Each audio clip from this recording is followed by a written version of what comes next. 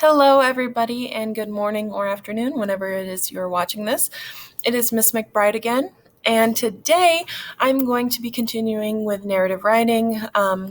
We have learned about the different types of tasks you may see, the writing prompts, and you even dissected one yesterday a little to understand what it is they're really asking you to do in that prompt. Well, today we're actually going to read the story that is attached to that prompt. So just a refresher in case you don't remember or you didn't do your homework.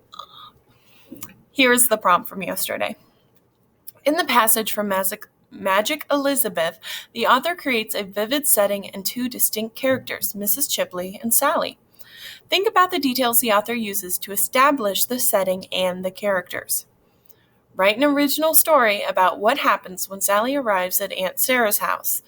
In your story, be sure to use what you have learned about the setting and the characters as you tell what happens next.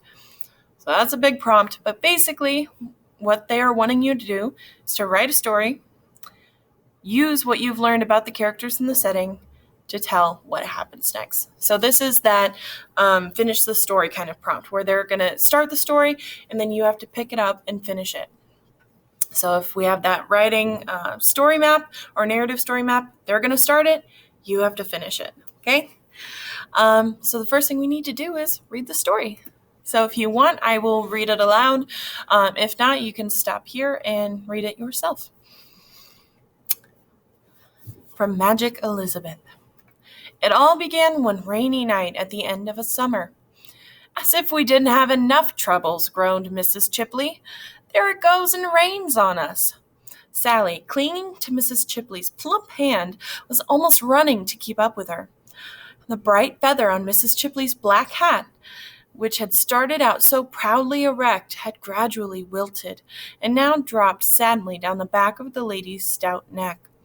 Sally's red suitcase, its handle firmly gripped by Mrs. Chipley's other hand, bumped in a steady rhythm against her right leg.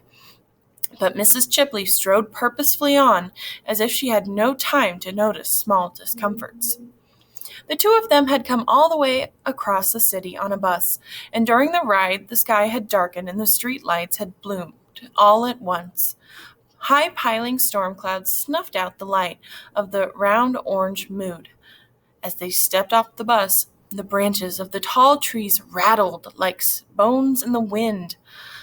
And now it was raining, a nasty, cold, stinging rain. Mixed with wet leaves torn from the groaning trees, it splashed and flew about them as they hurried along the gloomy street, as if the faster they went, the more they stirred up the fury of the night. Their coattails snapped behind them. Rain flew into Sally's eyes and even into her mouth, and it dribbled unpleasantly beneath the collar of her coat.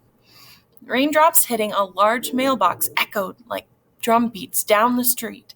Sally's long red hair, fluttering banner-like behind her, gave their small procession a brave look, and yet Sally, at least, was not feeling brave at all. Quite the contrary. Troubles, Mrs. Chipley went on. But it's a lucky thing your Aunt Sarah's come back to town just now, when we need her. I don't remember her at all, panted Sally. I was just a baby when she went away to California. Going back again, too. Pretty soon, your ma tells me, said Mrs. Chipley. Only came back here to sell the house, but never you mind, honey, she went on, without slackening her furious pace at all. She's your own kin, and the only one you have here in town. I'm sure I didn't know what else to do but call her, what with your mom and dad away on that business trip, and we don't want to spoil it for them, and it's not as if you'd have to stay with your aunt forever. A few days, and I'll have my daughter straightened around and come back. And it was your own ma left her name in case of an emergency. I wonder what she's like, Sally said. But Mrs. Chipley did not seem to hear her. And that is where they leave it off. It is going to be your job to continue the story. Go ahead and watch the next video where I talk about things we want to keep in mind while we are planning to continue the story. All right? Bye.